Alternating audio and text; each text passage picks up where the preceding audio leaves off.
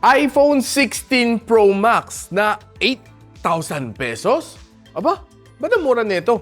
Mukha naman tunay na iPhone na box to. Yet it's so cheap. Bakit nga ba siya ganun kamura? Sabihin ko sa inyo right after this quick intro.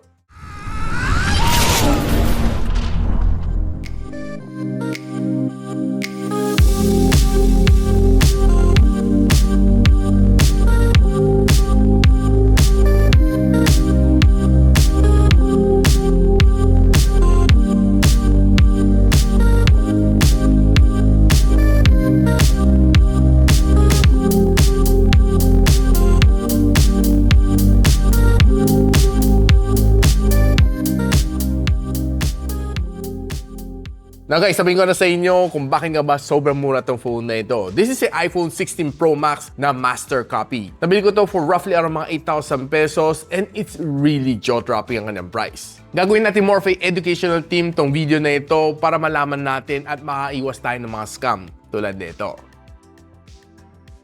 Now, at first glance, makita mo if hindi ka sanay sa iPhone, it looks really like the real deal. Honestly, kahit ako, mawiwindang ako dito. Uy, iPhone 16 Pro Max, 8,000 pesos. Yung pinaka-danger dito is hindi ka makakabili 8,000 pesos. Alam naman natin na most likely parang house show naman siya na it's too good to be true na makakabili ka ng 16 Pro Max at 8,000 pesos. The real danger dito is yung mga magbebenta ng 30,000-40,000 pesos sa'yo and itong same item ang makukuha mo. Sobrang tubong lugaw sila dito and ikaw, na-scam ka. Na makita mo naman kanyang camera module dito, looks like the real deal. Pag tinignan mo mabuti sa kanyang sensor, makita mo na medyo kakaiba lang siya. Lalo na tong top ring na ito is medyo awkward tingnan. Hindi ganon ang itsura ng iPhone 16 Pro Max. Mapapakita ko naman sa inyo once na gumawa ako ng comparison between the 16 Pro Max and the 16 Pro Max na master copy. So don't forget to subscribe para ma-notify kayo once na in-upload ko yung video na yon. Now yung feel na dito sa likod, halos feel like foolproof talaga. And it's matte finish and wala kang fingerprints dito. Ganon din naman talaga sa 16 Pro Max. Yung kanyang brushed aluminum metal na texture, halos ganon din talaga siya. I'll be honest with you, no? Pag hindi ka talaga marunong tumingin, maloloko ka talaga dito.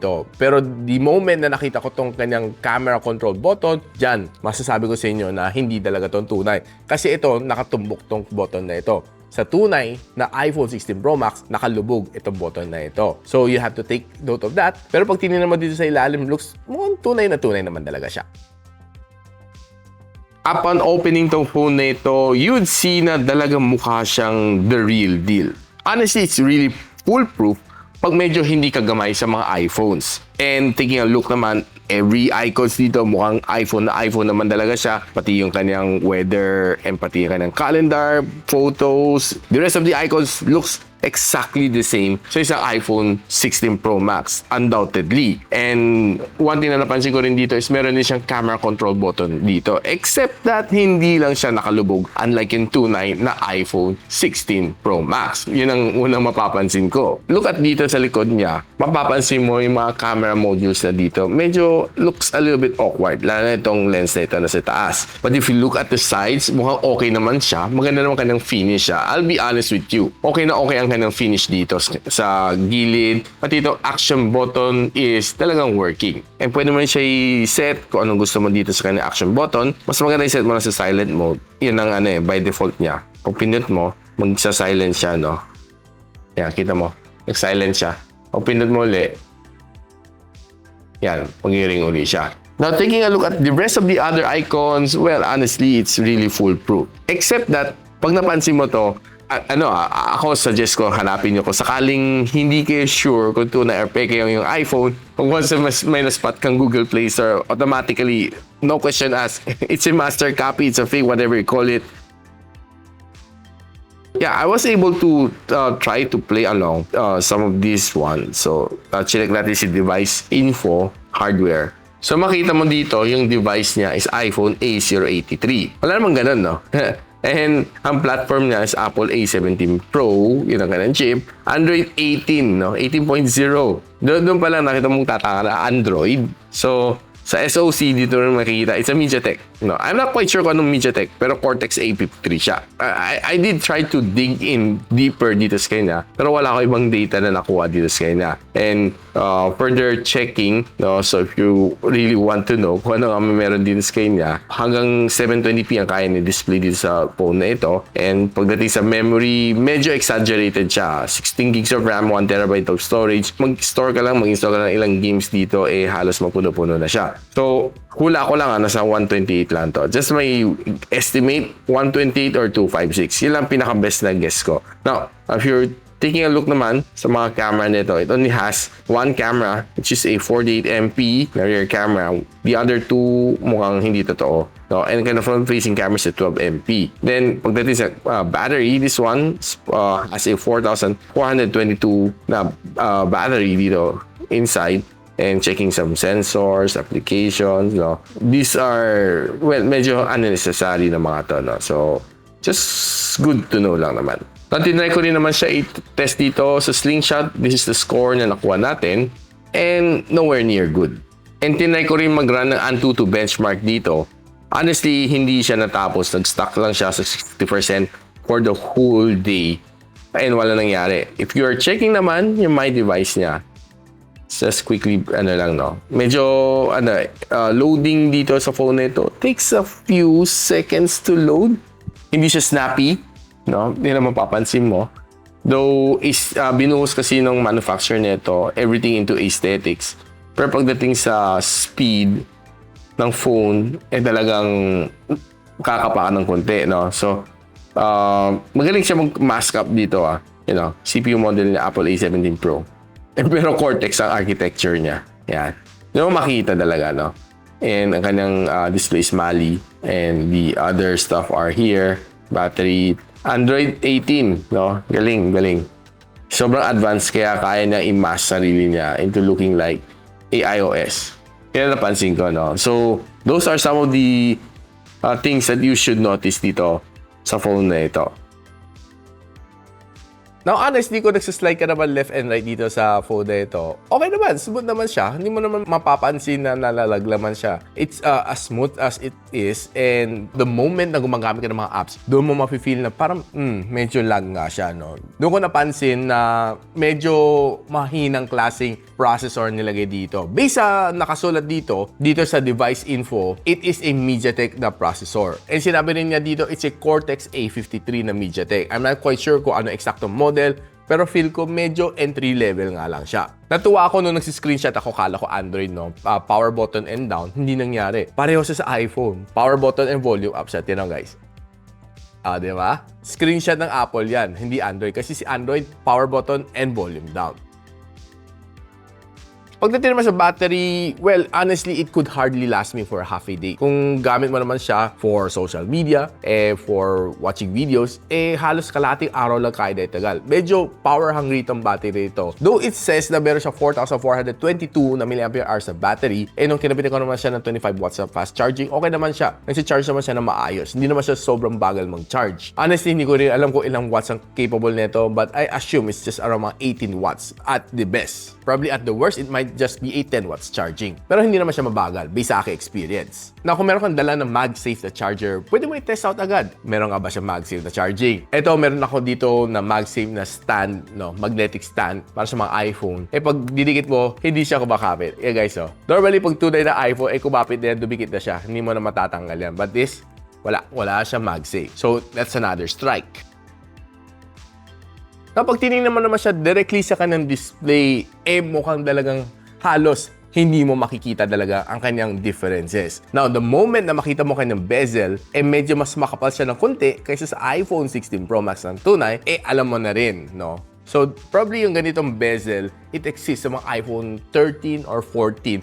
Pero sa 16, sobrang nipis, talagang mapapansin mo if you're a iPhone user talaga. Pero yung notch niya hindi halata. Pero yung kanyang bezel, halatang halata. Para sa akin, ha? Now, pag tinignan mo kanyang display, this almost has a 6.9-inch na display, which is pretty big. And pag tinignan mo naman dito sa specs niya dito sa Antutu benchmark, it has a 62Hz na screen refresh rate, which I think it's just a 60. And ang resolution na support nito is 720 by 1560. So, it can only display a 720p na video. Now, if you're watching naman mga videos dito sa shorts, sa reels, okay naman siya. Though, there are times na mapapansin mo, parang naglalag siya. Probably, it is loading 1080p na video, kaya naglalag siya. So, nung nanood ako ng video dito sa YouTube, and nung nanood ako under 1080p na setting, mapapansin mo parang tumatalon mga tao. Hindi smooth yung transition niya. Kasi hindi na kaya talaga mag-load ng 1080p na video. Dahil sinabi naman dito sa spec sheet. Now, if you're loading a 720p na video, it's smooth. Clear naman ang video dito, snappy naman siya.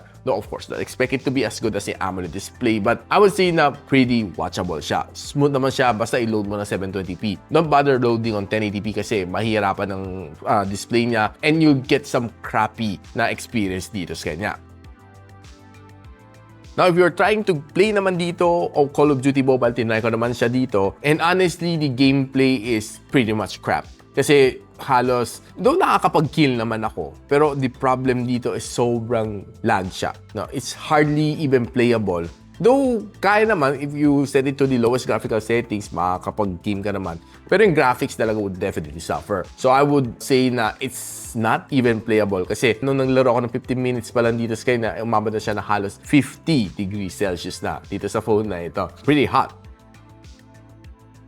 Now, pag-usapan naman natin ang kanyang camera. This one has a single lens dito na 48MP and the two other lens dito are just simply dummies. And ang kanyang front-facing camera is a 12MP na shooter. And honestly, I'm not quite sure kung anong resolution ang kaya ibigay sa atin dito sa kanyang video capability. Dahil pag chinek mo sa settings, wala nakasulat. And pag nakaset ka naman sa video, wala ka naman ibang settings makakalikot dito except yung kanyang flash. Yun lang. Now guys, pag-usapan natin some of the shots na nakuha ko dito sa iPhone 16 Pro Max na ito. And taking a quick look naman some of the shots dito nakuha ko, like example itong bato na ito, I would say that there are some details na na-preserve dito sa kanya. Though, pansin ko medyo a little bit overexposed lang siya. Now if you're looking at greens naman, okay naman kanyang shot. Though it's a little bit saturated, pero hindi naman siya OA ang kanang pagka-saturate. Further taking some flower shot, mas sabi ko, there are details na nape-preserve dito sa photo na ito. Hindi siya ganun ka-bad. And taking this other shot, I would say na not so bad really ang kanyang photos. As well as this shot, surprising magandang kanang shot na ito. As well as this green, medyo saturated nga lang talaga siya tingnan. Na kung dinala mo naman siya on indoor, okay naman, mga shots na makuha mo as long as maganda yung lighting, you won't have any problem with this camera. Some simple shots like this one looks good, ang mga product shot. Further taking some product shot, okay naman ang kuha ko. And taking some Christmas decor shot, okay naman siya. Medyo mukhang maitim lang ang kanyang dahon dito. And taking this shot, okay lang naman. Nothing really nice. No, hindi lang ganun ka-punchy ang ganung colors. Now, kung nilaro mo naman different lenses niya, this is how it looks like. This is a ultra-wide shot at 0.5x, 1x, 2x, and 3x. I would say na yung 3x niya, mukhang grainy na siya pag zoom in mo na siya. Nako, selfie naman ang pag-uusapan natin. I would say na medyo may pagka-yellow tint siya. Yun ang napansin ko dito sa kanyang camera while I'm shooting on outdoors. Parang yellowish ako. Yun ang napansin ko dito sa kanya. Though the quality is not so bad, though there are times na mapapansin mo medyo soft siya. Lalo na pag when you go indoor, further magiging mas soft pa ang yung photo. Makita mo grainy siya. But there are times na you would be able to get some nice and decent shot like this one. Pag magandang ilaw. Na kung naglalakad ka naman using this camera, well, shaky and medyo grainy. Yan ang napansin ko sa kanya. And if you're using naman kanyang rear camera, well, equally shaky. Pero medyo mas matino na kunti ang kanyang resolution using the rear camera while you're walking.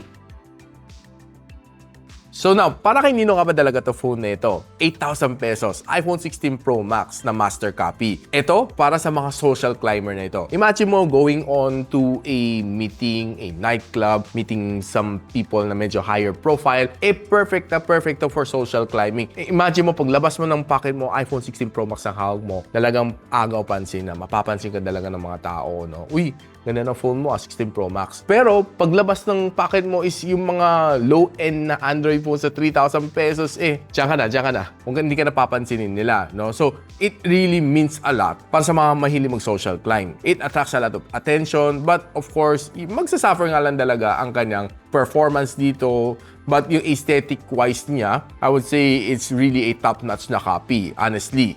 But the moment na hingin siya yung iMessage number mo, hindi mo mabibigay kasi walang iMessage to. So yeah guys, I hope naman natutunan kayo dito sa video na ito on what are the things to take note kung ang iPhone mo ay ganun kamura. Even half the price pa lang ng isang original na iPhone 16 Pro Max which worth ang mga 80 to 90,000 pesos, bentahan ka ng 40,000 pesos na brand new, magtaka ka na rin. Baka ganito makuha mo, it's just worth 8,000 pesos. So again, I'm not promoting piracy dito. This is more of an educational video para malaman ninyo at hindi kayo ma-scam ng mga nagbabalak na lokohin kayo.